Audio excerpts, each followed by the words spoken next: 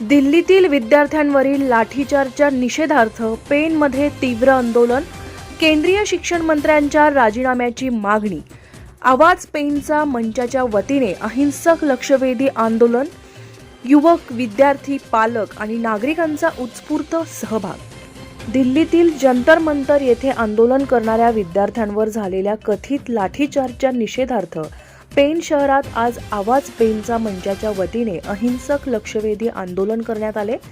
गांधी मंदिर वाचनालय ते पेण नगर परिषद चौक या मार्गावर काढण्यात आलेल्या या आंदोलनात युवक, युवती, विद्यार्थी, पालक तसेच विविध क्षेत्रातील नागरिकांनी मोठ्या संख्येने सहभाग घेत विद्यार्थ्यांवरील कारवाईचा निषेध व्यक्त केला। सायंकाळी झालेल्या या आंदोलनादरम्यान सहभागी नागरिकांनी हातात फलक घेऊन शांततापूर्व पद्धतीने आपली भूमिका मांडली। विद्यार्थ्यांच्या न्याय मागण्यांकडे दुर्लक्ष करून त्यांच्यावर बळाचा वापर करण्यात आल्याचा आरोप आंदोलकांनी केलाय। शिक्षण क्षेत्रातील प्रश्नांवर संवाद साधण्याऐवजी विद्यार्थ्यांवर लाठीमार करणे ही लोकशाही मूल्यांना बाधा आणणारी बाब असल्याचे मत यावेळी व्यक्त करण्यात आले। नगर परिषद चौकात एकत्र जमलेल्या आंदोलकांनी जोरदार घोषणाबाजी करत केंद्र सरकारच्या भूमिकेचा निषेध व्यक्त केलाय।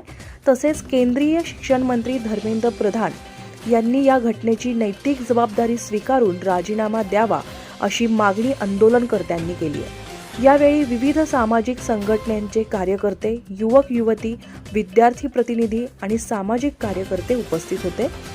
आंदोलनादरम्यान शांतता आणि शिस्त राखण्यात आली असून लोकशाही मार्गाने विद्यार्थ्यांच्या हक्कासाठी आवाज उठविण्याचा संदेश देण्यात आला। या आंदोलनामुळे पेण शहरात काही काळ आंदोलनाचे वातावरण निर्माण झाले होते। विद्यार्थ्यांशी संबंधित प्रश्नाबाबत शासनाने संवेदनशीलता दाखवून योग्य तो निर्णय घ्यावा अशी अपेक्षा आंदोलनकर्त्यांनी व्यक्त केली आहे। धम्मशील सावंतसह न्यूज ब्युरो, रायगड, महाराष्ट्र।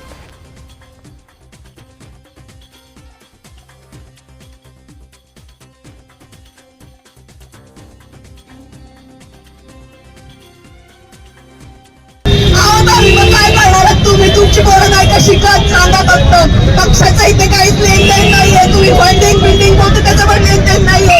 एवढी हजारो लोक कुठल्या फंडिंग बिल्डिंग साठी आले नाही, बिचारे मार खातायत। करायचं काय? अरे कोण बोलतोय देणार नाही? अरे कोण बोलतोय देणार नाही? धर्मेंद्र प्रधान, धर्मेंद्र प्रधान, धर्मेंद्र प्रधान, जय श्रीराम, जय श्रीराम, भारत माता की जय, भारत माता की जय, छत्रपती शिवाजी महाराज की जय, जय भीम, जय भीम। मोदी युवाओं से डरता है, पुलिस को आगे करता है। मोदी युवाओं से डरता है, पुलिस को आगे करता है। मोदी युवाओं से डरता है, पुलिस को आगे करता है। मोदी युवाओं से डरता है, पुलिस को आगे करता है। मोदी युवाओं से डरता है, पुलिस को आगे करता है। जीतेंगे, जीतेंगे। हजारो पोरं थोडी पक्षाची आहेत, बिचारी मार खातात, थोडी कुठल्या पक्षासाठी खातात। त्या बिचारी अभिजित चुटकेने एवढं मोठं हे केलंय, सगळं केलंय, कोणासाठी केलंय, कुठली कसं फंडिंग, कोण काय करायचं? तुम्हाला फंडिंग बिल्डिंग तर तुम्हाला समजत नाहीये काही की लाखो करोडो रुपये कुठून डोनेशन भरणार आहोत आम्ही?